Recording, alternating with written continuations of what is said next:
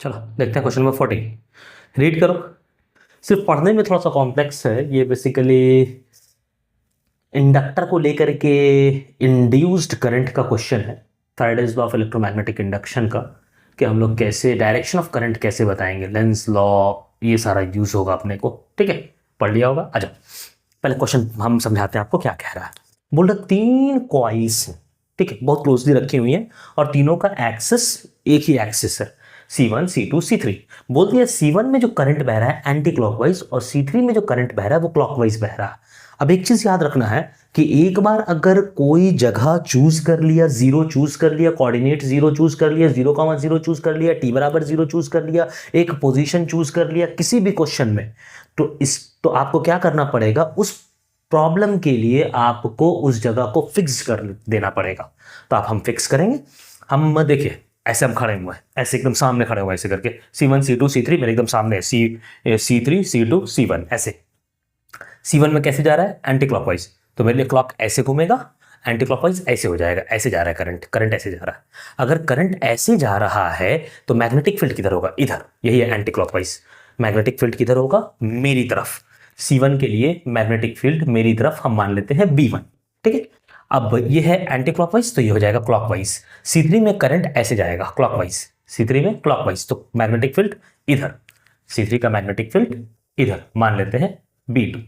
अब क्या कह रहा है, C2 में इंड्यूस्ड आई इंड्यूस होना चाहिए क्लॉकवाइज। C2 में क्या होना चाहिए, क्लॉकवाइज होना चाहिए। C2 में क्या होना चाहिए, क्लॉकवाइज। मतलब C2 की वजह से जो मैग्नेटिक फील्ड आना चाहिए वो इधर आना चाहिए। C2 की वजह से इधर आना चाहिए मैग्नेटिक फील्ड।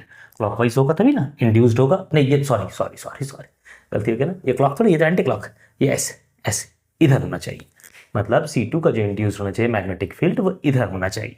ठीक है, अब समझते हैं, अब ऑप्शंस एक एक देख करके समझते हैं और आपको बताते हैं। देखिए क्या होगा।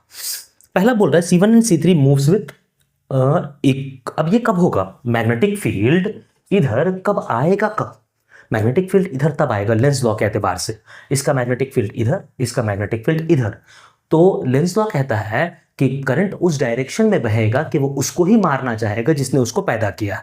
तो यहां मैग्नेटिक फील्ड पैदा कर रहा है, चेंज मैग्नेटिक फील्ड पैदा करेगा, ऑफ कोर्स आगे पीछे भगाएगा इन दोनों को, और क्या। इसका मैग्नेटिक फील्ड B2 अगर B1 से ज्यादा होगा तो ये B2 को कम करना चाहेगा।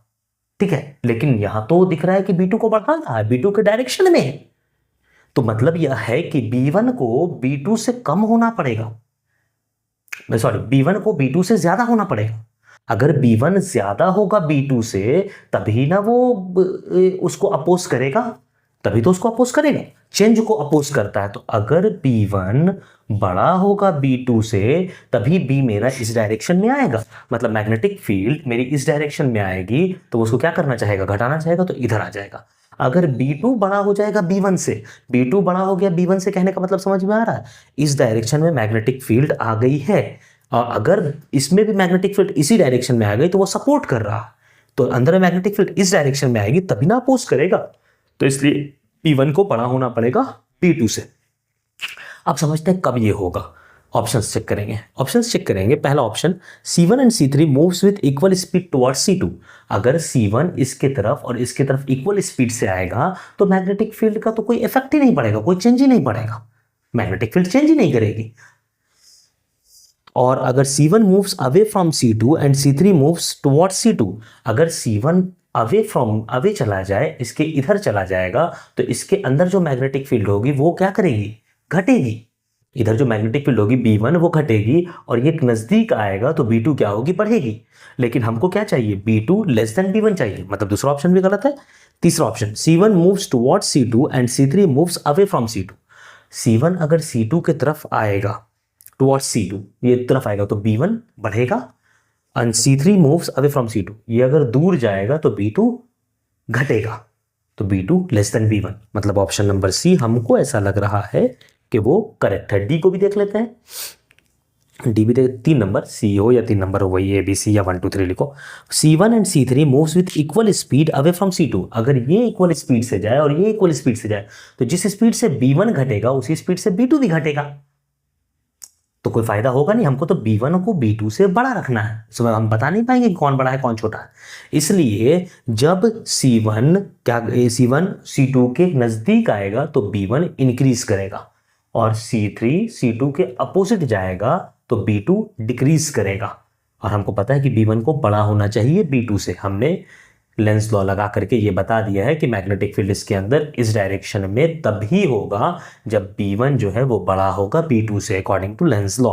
इसलिए क्या हो गया, ऑप्शन नंबर सी या फिर थर्ड ऑप्शन करेक्ट हो गया। ठीक है, बड़ा बेसिक सा क्वेश्चन था।